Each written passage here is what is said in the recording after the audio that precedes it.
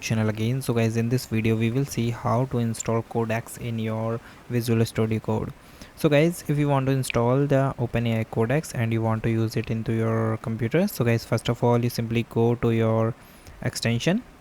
In the extension you simply search the option of Codex. Okay, after that guys, simply go and click the option of Codex, and guys, here you see that I am already installed it, so that's why it shows the disable and uninstall, but in your case it shows the install. So simply click the option of install. After that guys, simply go to your file. Okay, and guys, here when you go to your normal files.